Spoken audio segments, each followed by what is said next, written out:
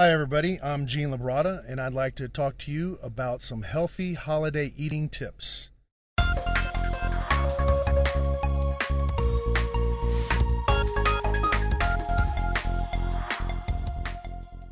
First, plan ahead.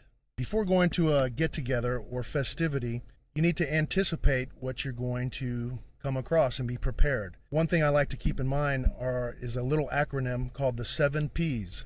Proper prior planning prevents piss-poor performance. You definitely don't want to walk into a party without a plan and be ambushed by the variety of fat-laden and sugar-ridden foods.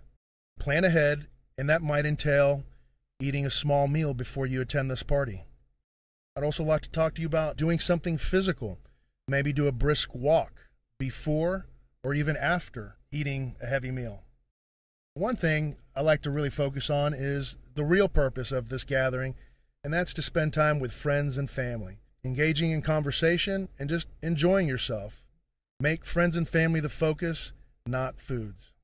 Let's talk about some of the don'ts. Serve yourself one plate and don't go back for seconds or thirds. That being said, you might want to take a little extra time chewing your food thoroughly and allowing the brain to realize that you are not in starvation mode, but you are satisfied. Number 2, when engaging in conversations, don't hover around the food table. You are more likely to grab at foods or snacks engaged in conversation and not be aware that you're doing so. Number 3, stay away from sugary drinks and alcohol.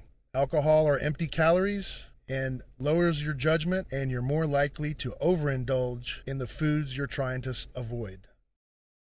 If you're preparing holiday meals and want to come up with some healthy alternatives, you might consider vegetables. Usually your most colorful fruits and vegetables will offer the best, healthiest items for you and your guests. They are not only low in calories, but they're also very colorful and visually appealing. When planning your plate, you might want to stick with your proteins and your fruits and vegetables. And you also want to think about portion control. Rather than just heaping on items on your plate, serve yourself small portions. If you've done your homework correctly and you've eaten sensibly, you can actually use that day to indulge a little bit in the foods that you deprived yourself of. When fixing your plate, go for the whole foods, minimally processed, nutrient-dense foods. Instead of grabbing mashed potatoes or potato salad, consider making mashed cauliflower. It satisfies the taste, texture, and savoriness of mashed potatoes. When preparing your gravies or sauces, you might want to consider using a healthier oil, such as avocado oil or almond oil, and also use less than the recipe asks for.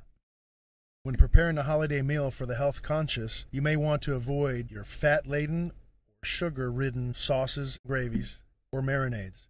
You can use as many herbs and spices as you like, just minimize the fat and sugar.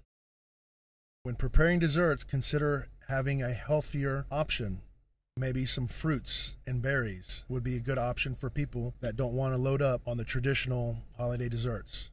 You might be able to take that traditional recipe and make it a nice, healthier, sugar-free alternative by using stevia or monk fruit. In closing, remember why you're coming together. You're there to spend time with friends and family and less around the food table eating unhealthy foods. Eat well, move often.